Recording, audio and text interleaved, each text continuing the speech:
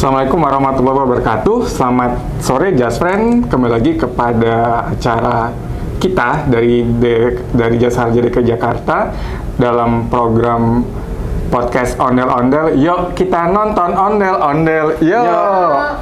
Nah, pada sore hari ini saya sudah kedatangan tamu istimewa jauh-jauh dari Yunani ya. Terbang ke sini khusus untuk Just Friend nih, untuk mengedukasi terkait dengan keselamatan berlalu lintas. Nah, mungkin saya perkenalkan saja secara singkat, namanya Mas Rio Octaviano. Beliau ini berkecimpungan di dunia NGO ya, Mas. Mungkin jalan. Untuk pembukaan pertama kalinya bisa dijelaskan sedikit tentang NGO-nya itu apa dan concern-nya itu kemana? Oke, terima kasih. Jadi kami itu sebetulnya di RSA awalnya kita berupa komunitas awalnya. Komunitas anak-anak dari komunitas otomotif yang senang berbicara tentang keselamatan jalan.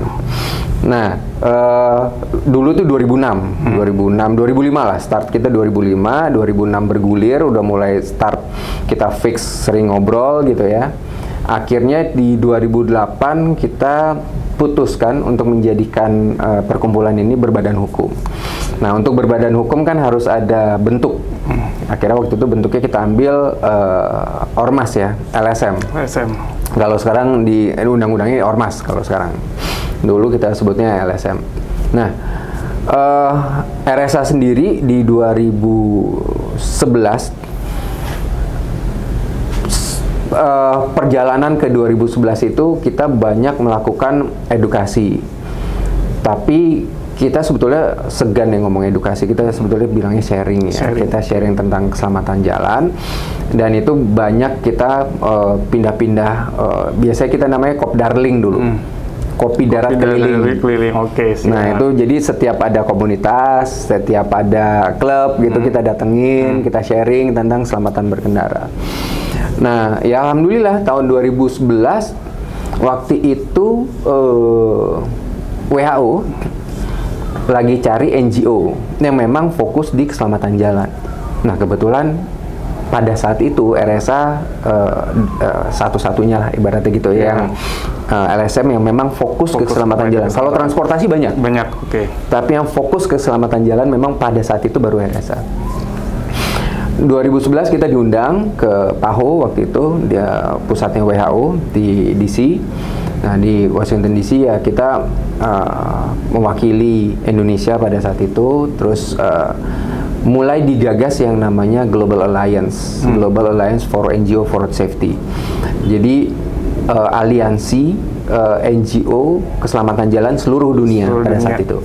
Berarti ada pertemuannya dong ya? Ada. Nah, 2013 kalau nggak salah waktu itu di Turki. Pertemuan lagi kita, dari 2012 ada, 2013 ada, tiap tahun kan kita pertemuan. Nah, mulai saat itu udah dibentuk namanya Global Alliance. Jadi sekarang dan tiap tahun kita ngadain pertemuan lah. Tiap tahun ngadain pertemuan, dan alhamdulillahnya ya sampai saat ini RSA yang mewakili. Jadi ibaratnya sekarang ini ya RSA lah yang mewakili NGO keselamatan jalan untuk Indonesia. Nah, tapi sebetulnya Global Alliance ini ada beberapa NGO kan, ada GRSP, ada Safe Kit Worldwide dan lain sebagainya. Nah, mereka ini membuka apa ya? Kayak punya agen-agen. Jadi kalau bicara road safety, ya secara organisasi ada beberapa nih sekarang. Kayak GRSP kan udah jadi IRSP sekarang, Indonesian Road Safety Partnership. Terus ada Save the Children, ada STC, dan itu sebetulnya dari luar yang memang berada di Indonesia. Tapi yang murni dari Indonesia yang memang fokus di keselamatan jalan ini baru RSA. Gitu. Mungkin sebelum mendalami lebih lanjut, saya pengen tahu nih sebenarnya momen apa sih yang membuat Mas Rio itu tuh concern terhadap kecelakaan sebenarnya, keselamatan berlalu lintas. Padahal sebenarnya kalau kita berbicara kadang anak motor ya, kadang kan lebih kepada arahnya itu ngebut-ngebutan justru atau segala macam. Nah, tapi momen apa sih yang membuat Mas Rio tuh aku harus concern terhadap kecelakaan lalu lintas ini, keselamatan berlalu lintas ini? Iya. Ya kalau anak motor berarti bapaknya busi tuh. Gini, menarik sih. Memang kalau ditanya ya bingung juga sih. Mungkin memang jalan Allah aja yang udah ngarahin ke sana. Tapi gini, awal-awalnya waktu kita nongkrong tuh bareng-bareng sama teman-teman, kita selalu ngebahas yang namanya kecelakaan. Memang kita ada anak motor, ada anak mobil juga waktu itu. Ada dari perwakilan. Kebetulan saya perwakilan dari klub mobil waktu itu sama teman-teman motor. Kita bahas nih kalau misalnya ada kecelakaan. Tapi kalau dulu itu komunitas motor sama mobil main salah-salah nih. Kalau misalnya kecelakaan, oh ini yang besar yang salah. Tapi akhirnya seiring dengan waktu mulai saling koreksi nih gitu.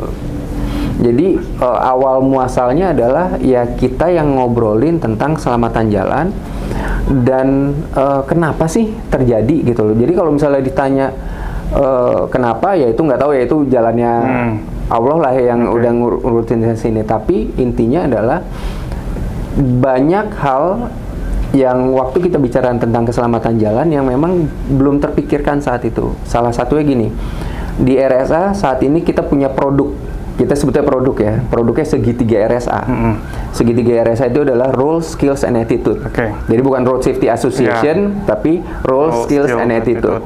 Dan kenapa kita bentuk segitiga? Supaya ketiganya ini bisa berkesinambungan, gitu. Dan komprehensif. Jadi nggak bisa dilepas. Kalau dilepas dia bukan segitiga lagi kan.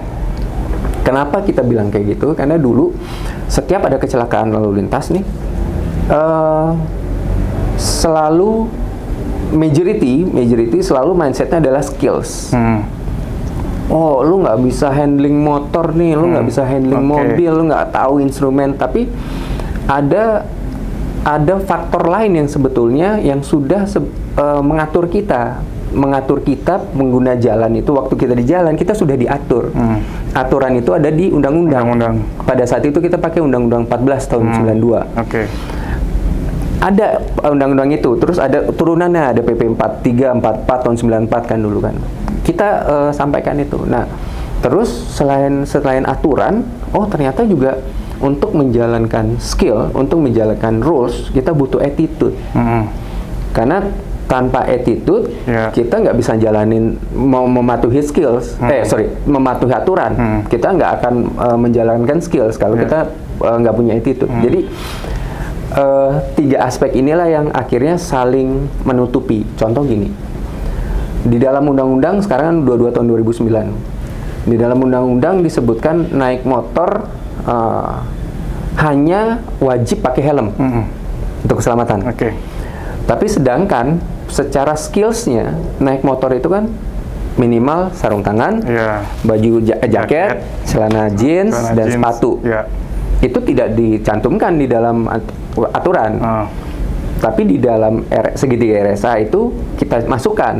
Jadi kalau untuk berkeselamatan di jalan, ya selain lu patuh aturan, pakai helm wajib, tapi juga kalau untuk lebih menjaga kan pakai jaket lah supaya jatuhnya nggak apa-apa. Terus untuk attitude-nya, jadi bahkan kita dulu ngambil kesimpulan bahwa secara rules sama skills, kalau kita urutkan gitu ya, sebetulnya kekurangan kita yang tertinggi adalah attitude-nya. Setelah attitude, baru rulesnya terkurang ya, yang paling kurang ya, dari yang paling kurang attitude, rulesnya kurang, baru skill. Jadi orang tuh rata-rata skillsnya bagus. Contoh kayak lagi naik motor, banyak kan ngeliat naik motor sambil main handphone. Secara skills jago loh mereka. Multitasking, naik mobil sambil baca koran, itu real. Saya di jalan tol ngeliat orang naik mobil sambil baca koran, itu real. Nah, tapi kan itu balik lagi itu attitude, gitu kan.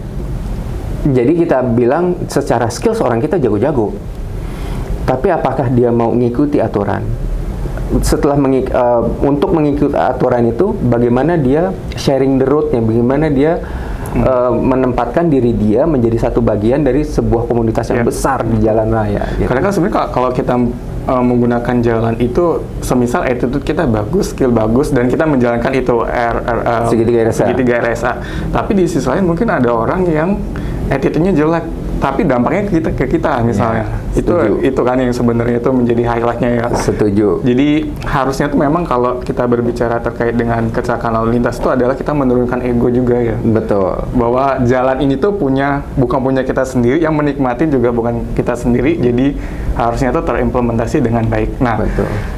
Berbicara terkait dengan itu, di Indonesia kan penduduknya tuh beragam.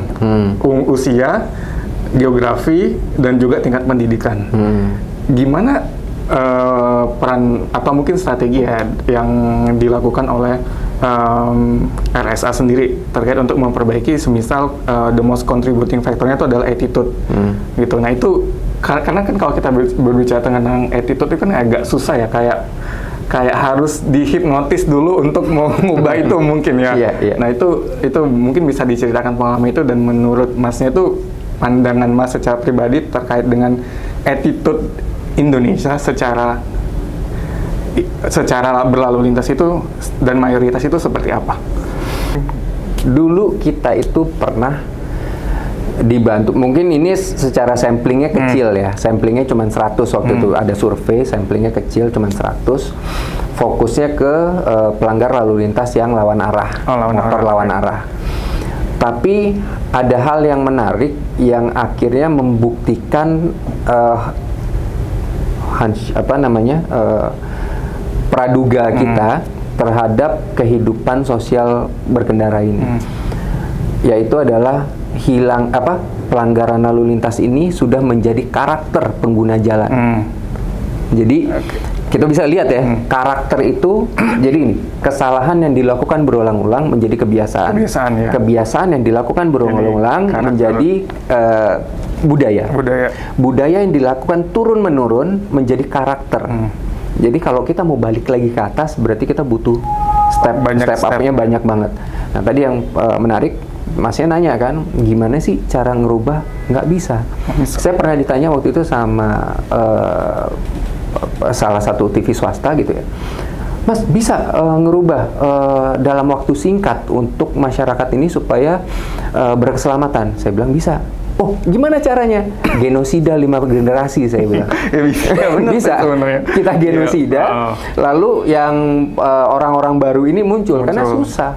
Ini butuh effort yang sangat luar biasa. Nah, inilah.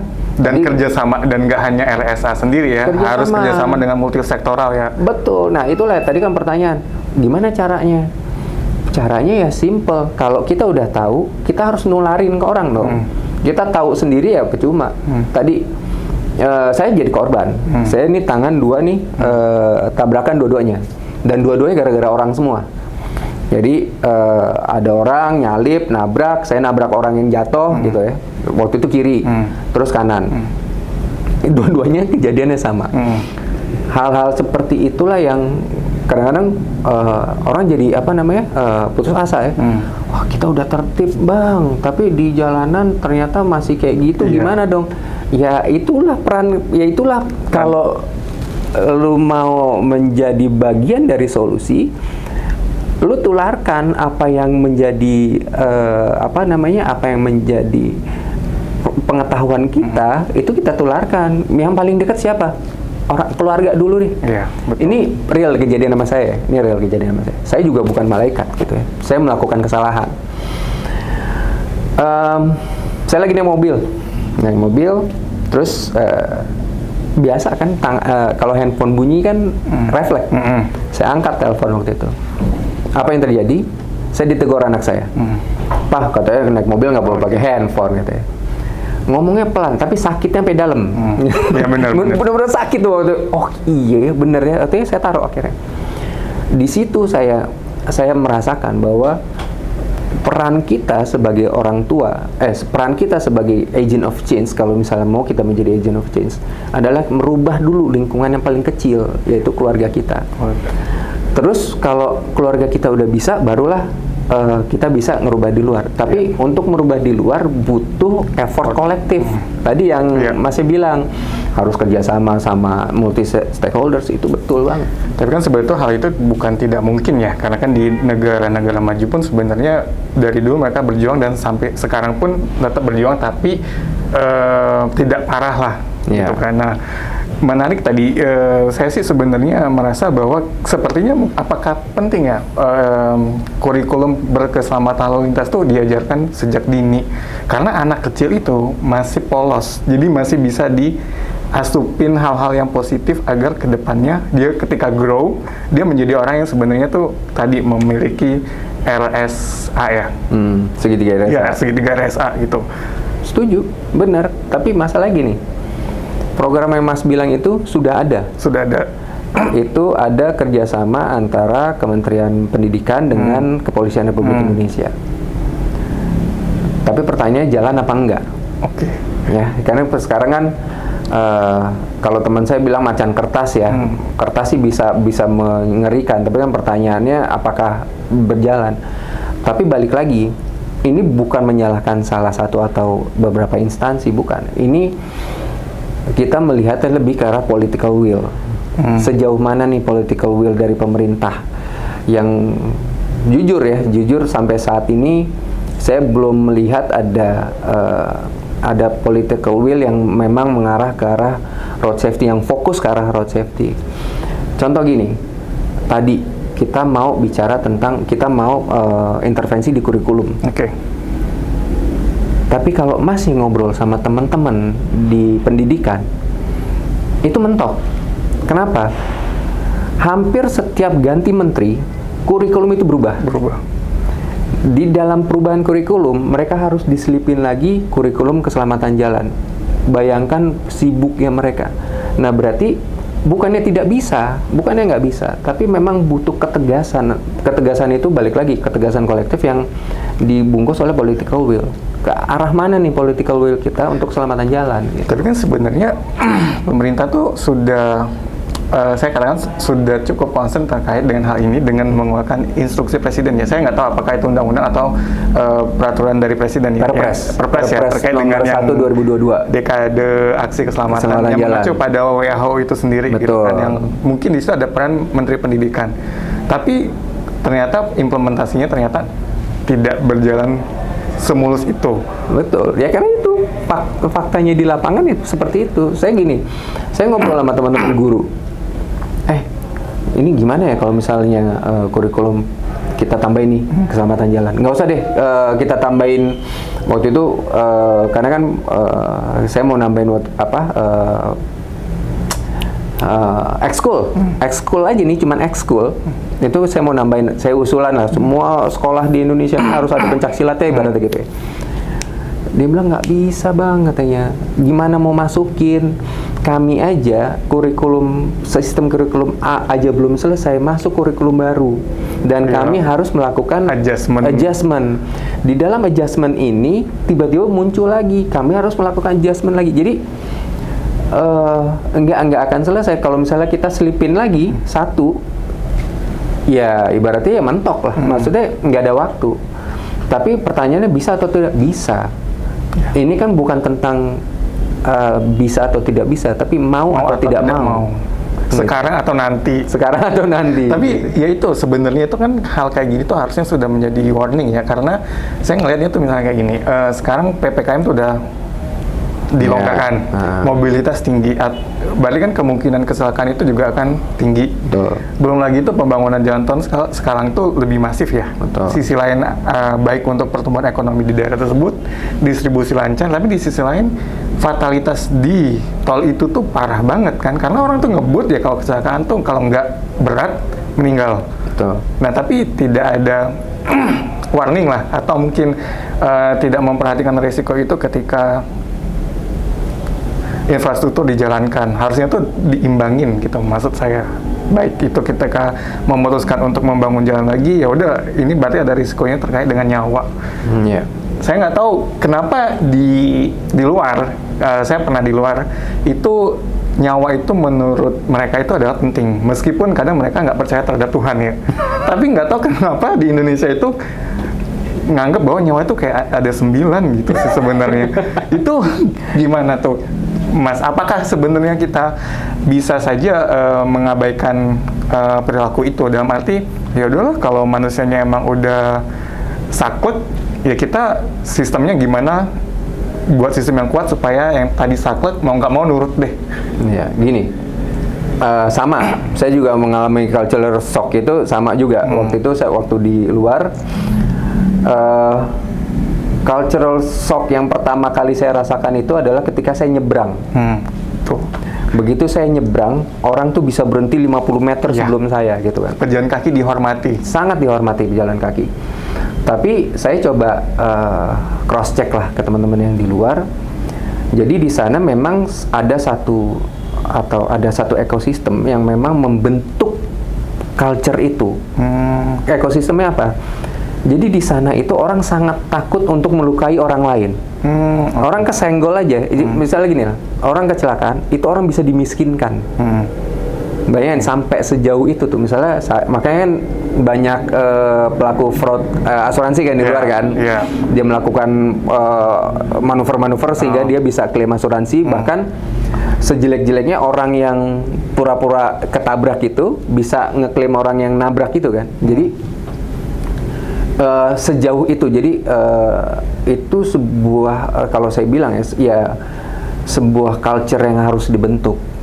Nah, culture yang dibentuk inilah yang membutuhkan effort kita bareng-bareng sih. Jadi nggak bisa, jadi hanya dari masyarakat nggak bisa. Masyarakat aja untuk membentuk ini nggak bisa, harus ada dukungan dari luar, dari atas, dari layer birokrasi. Birokrasi jalan sendiri nggak bisa juga, harus ada dukungan dari bawah. Nah, contoh kayak di jalan tol tadi. Kalau kita bicara infrastruktur, jalan tol sebetulnya sudah cukup memadai. Dari sisi keselamatan? Dari sisi keselamatan. Oke. Tapi saya bilang macan kertas tadi nih. Secara aturan sebetulnya udah lengkap. Oke.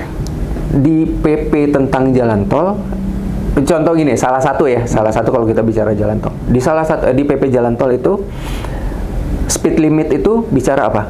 Kalau saya tanya ya, speed limit itu bicara apa? Batas kecepatan.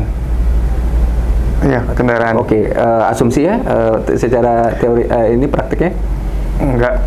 Biasanya sih sebenarnya kalau jalan tol jalan bebas hambatan, jadi langsung. Oke, maksudnya secara asumsi gini. Orang kan asumsinya selalu bilang kalau jalan tol itu speed limitnya adalah high speed. Ya, high speed. Pernah nggak kita berpikiran bahwa speed limit itu juga ada underspeed? Okay. Underspeed di jalan tol itu adalah 60 km per jam. High-nya tergantung dari jalan tol ya. Kalau dia luar kota, dia 100, kalau dalam kota 80, benar ya? Nah, sekarang berapa orang sih yang aware? Bahkan pemerintah sendiri kemarin digembar-gemborkan bikin aturan kalau misalnya yang overspeed akan dihukum, akan didenda dan lain sebagainya. Tapi saya tanya waktu itu ke pemerintah, saya bilang, oke, kalau misalnya yang overspeed dihukum, yang underspeed dihukum nggak?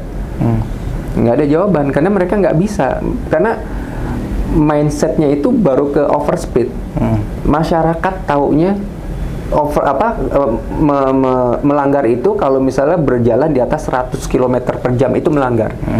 Tapi ketika mereka di jalan tol berjalan di bawah 60 km per jam, itu mereka nggak pernah tahu, dan itu pun menjadi potensi kecelakaan. Oke. Benar ya? Misalnya gini, ini dari orang instansi sendiri yang ngomong ya. Di antara top speed sama minimum speed ini ada namanya speed gap. Speed gap inilah yang sebetulnya yang menentukan. Jadi ditentukan 60 sama 80, 60 sama 100 ini nggak sembarangan. Jadi ada faktor fatalitas yang mungkin terjadi apabila dilakukan lebih dari ini. Misalnya gini, 60 ke 80 berarti 20 km per jam. 60 ke 100 itu berarti 40 km per jam. Kalaupun terjadi tumbukan, itu berarti tumbukannya itu hanya maksimum 40 km per jam. Dan impact-nya nggak terlalu berat. Impact-nya nggak terlalu berat. Tapi apa yang terjadi? Orang jalan 100, ada yang jalan 20. Oh iya. Ada 100, nggak usah 20 lah, kejauhan. Jalan 50 aja. 40 sampai 50. itu kan speed gap-nya tinggi dan itu fatality-nya akan jauh lebih berat gitu loh. Nah, ini yang jarang dipahami oleh orang. Jadi akhirnya orang mikir kalau di jalan tol pelan itu aman. Pelan itu nggak aman. Berarti pelan itu membahayakan orang. Yang kita concern kan adalah gap-nya itu ya. Betul. Speed gap-nya.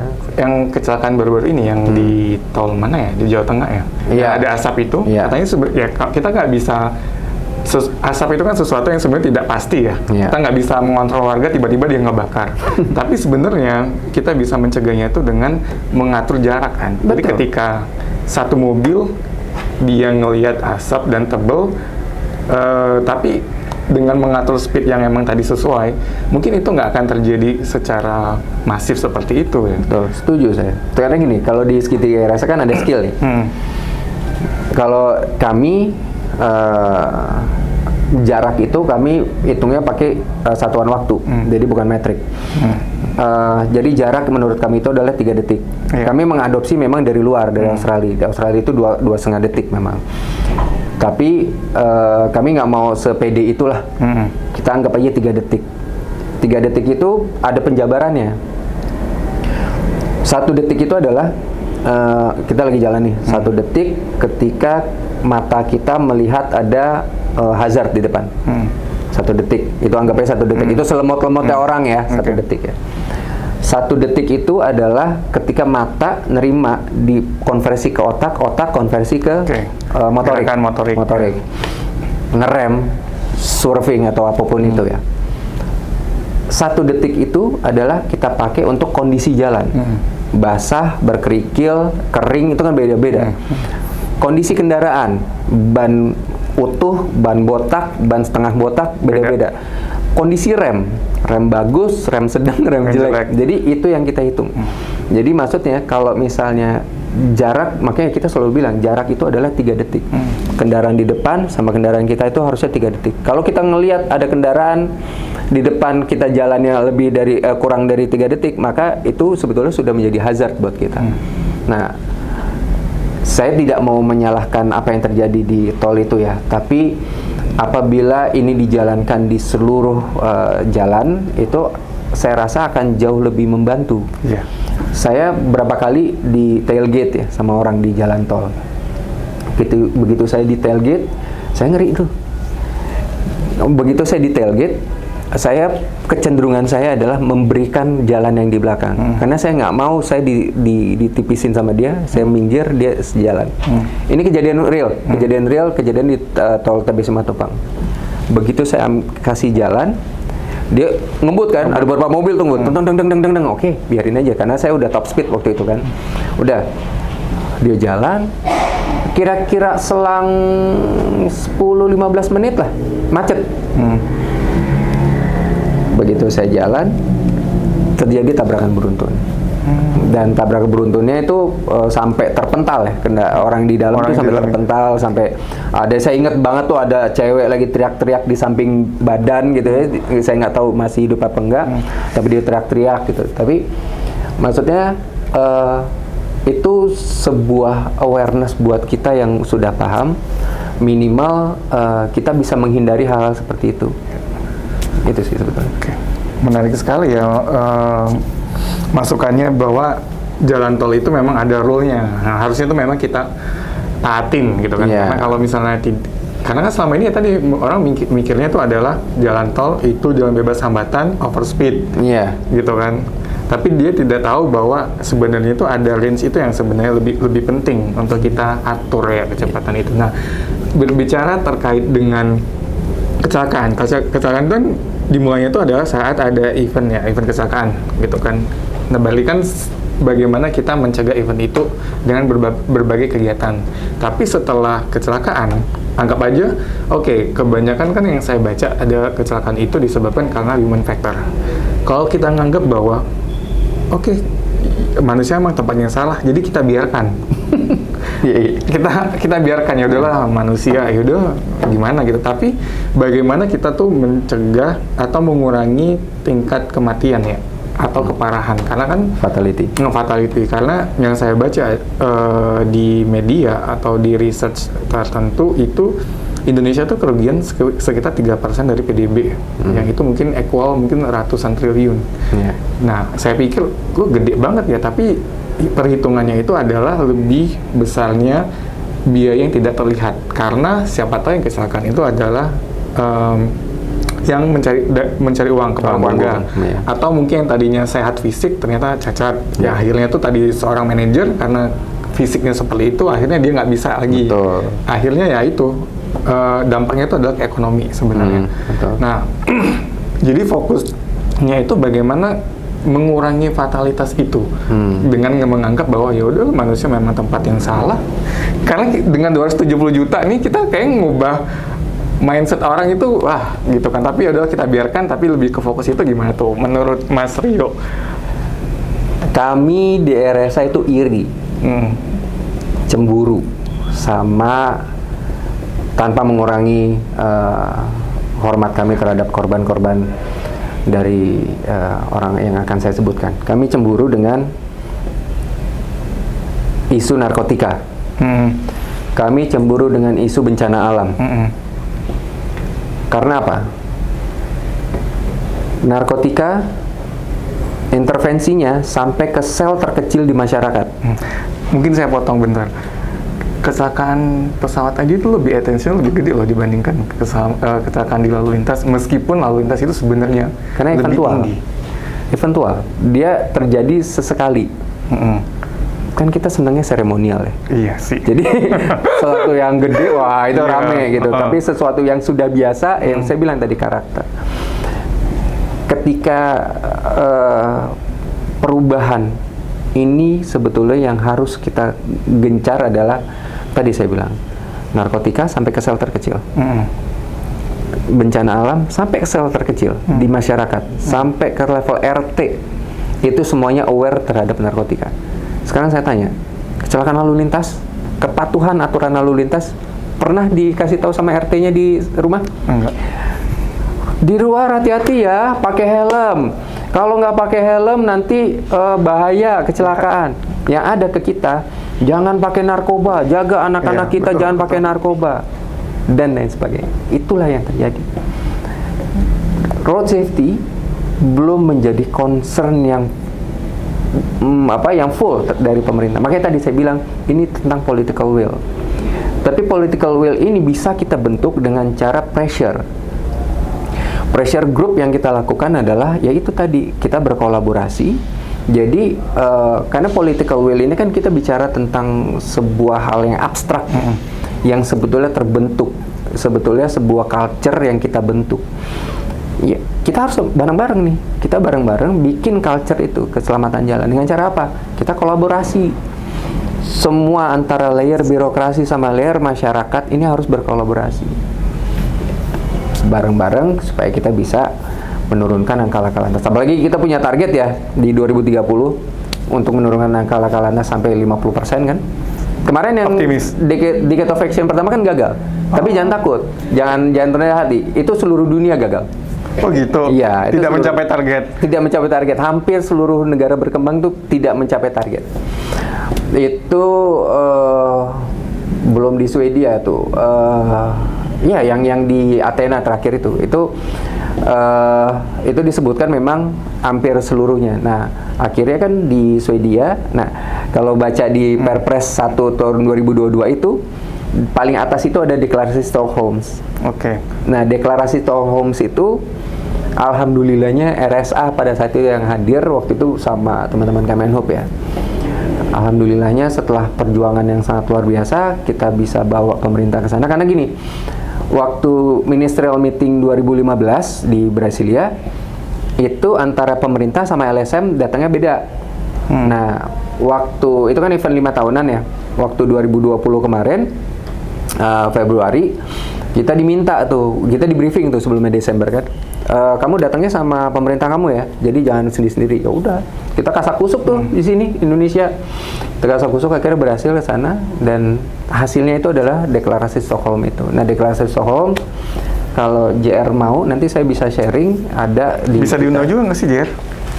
Kenapa? Bisa diundang juga nggak sih, diajak lumayan tuh kalau bisa kemarin, tapi RSA harusnya kemarin hadir ya di New York. Itu kemarin kita ada. Cuman karena waktunya terlalu sedikit, jadi memang di sana kan untuk masuk ke PBB kan nggak gampang, harus terundang kan. Ya. Nah, kita mengajukan tuh, begitu kita mengajukan, approvalnya itu kalau nggak salah kurang dari sebulan. Kita mau jalan keluar kurang dari sebulan kan susah. Nyiapin segala macam, akhirnya ya udah kita skip sih waktu itu. Nanti kalau misalnya ada undang lagi, boleh sih Mas. Saya Pasti. diajak gitu kan. Pasti. Saya bahasa Inggrisnya lumayan bagus. Iya. Kalau yang bisa lah, TOEFL bisa gitu kan. Nah, berbicara terkait dengan itu ya Mas, saya tuh pernah punya pengalaman di luar nih, di Eropa gitu kan. Saya tuh menyadari bahwa apa yang dilakukan oleh pemerintah, saya nggak bilang pemerintah DKI, pokoknya di DKI, dengan membangun trotoar yang lebih lebar, dengan membangun Transjakarta dan segala macam, itu tuh sebenarnya sama aja mengurangi kecelakaan, karena dengan kita menggunakan public transportasi itu kita tuh mengurangi mobilitas dan membuat lebih aman. Bahkan sebenarnya macet itu positifnya tuh adalah nggak ada yang celaka, ya nggak sih? Karena macet itu kan orang pelan-pelan dan segala macam, jadi ada kayak dua mata sisi ya. Di sisi lain macet itu adalah suatu keburukan, tapi sebenarnya itu membawa suatu kebaikan yang tadi menyelamatkan kehidupan orang yang menggunakan jalan. Nah, kembali lagi pada saat di Eropa itu, saya tuh ingat bahwa saking concernnya pemerintah, mereka update terkait dengan teknologi terkini gitu kan. Jadi mereka tuh menggunakan data.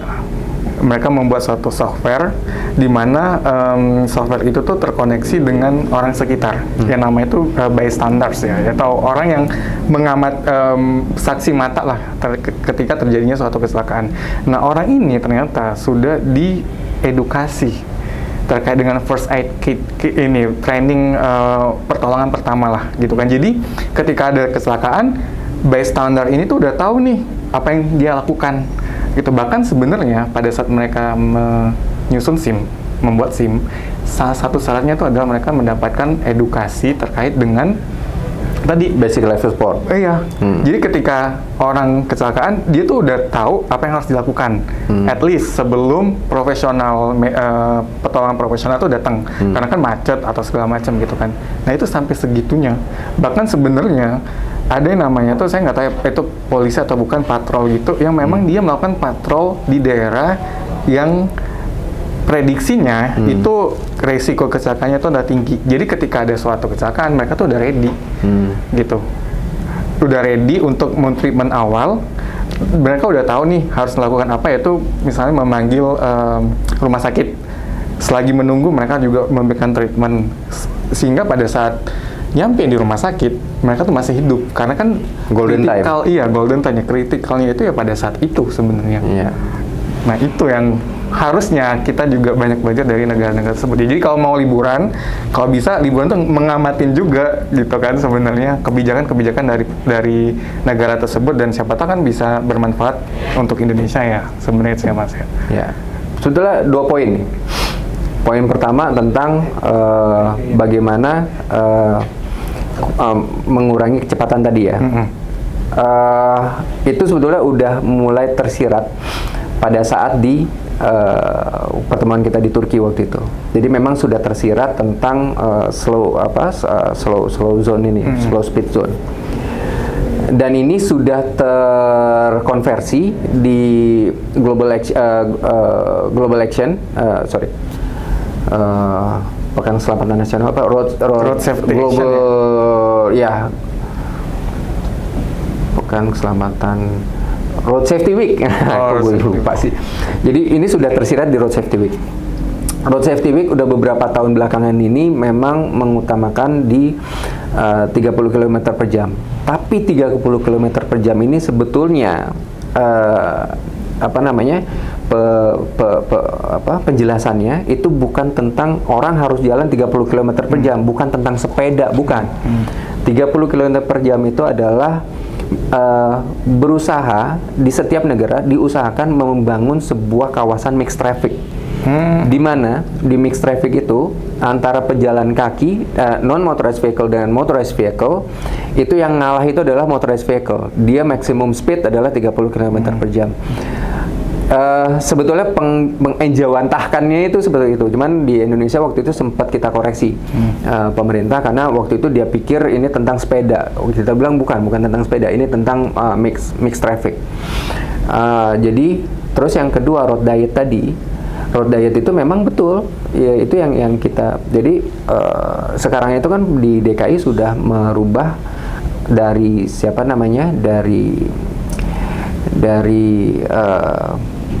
orientasinya dari car oriented development, sekarang kan jadi TOD ya, transit oriented development.